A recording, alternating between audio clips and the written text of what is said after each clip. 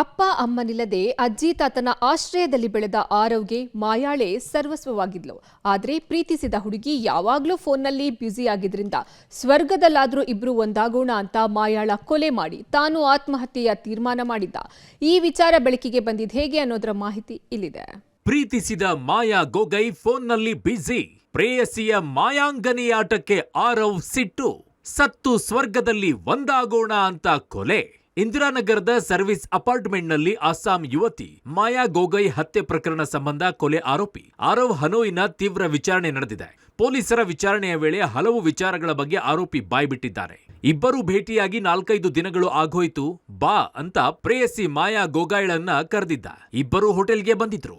ಅಲ್ಲಿ ಮಾಯಾ ಫೋನ್ ಸಂಭಾಷಣೆಯಲ್ಲಿ ಬ್ಯುಸಿ ಆಗಿದ್ಲು. ಪದೇ ಪದೇ ಫೋನ್ ಕರೆಗಳಲ್ಲಿ ಮಗ್ನಳಾಗಿದ್ದಳಂತೆ. ಇವಳಿಗೆ ಫೋನ್ ಮೇಲೆ ಇರೋ ಇಂಟ್ರೆಸ್ಟ್ ನನ್ನ ಮೇಲಿಲ್ಲ ಅಂತ ಆರವ್ ಕೋಪಗೊಂಡಿದ್ದ.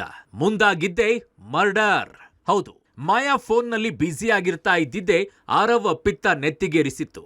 ಇದರಿಂದ ರೊಚ್ಚಿಗೆದ್ದ ಆತ ಮಾಯಾಳನ್ನ ಕೊಲೆ ಮಾಡಿ ತಾನು ಆತ್ಮಹತ್ಯೆಗೆ ನಿರ್ಧರಿಸಿದ್ದ. ಜೊತೆಗೆ ಸ್ವರ್ಗದಲ್ಲಿ ಇಬ್ಬರು ಒಂದಾಗೋಣ ಅಂತ ನಿಶ್ಚಯಿಸಿ ಕೊಲೆ ಮಾಡಿದ್ದಾಗಿ ಆರೋಪಿ ಪೊಲೀಸರ ಮುಂದೆ ತಪ್ಪೊಪ್ಪಿಕೊಂಡಿದ್ದಾನೆ. ಇನ್ನು ಆರೋಪಿಯ ಪೂರ್ವಾಪರ ವಿಚಾರಿಸಿದಾಗ ಚಿಕ್ಕಂದಿನಲ್ಲೇ ತಂದೆಯನ್ನ ಕಳೆದುಕೊಂಡಿದ್ದ ಆರವ್ ನಂತರ ತಾಯಿ ಕೂಡ ದೂರವಾಗಿದ್ದಳು. ಬಳಿಕ ಕೇರಳದ ಕಣ್ಣೂರಿನಲ್ಲಿ ಅಜ್ಜಿ ಮನೆಯಲ್ಲಿ ಬೆಳೆದಿದ್ದ.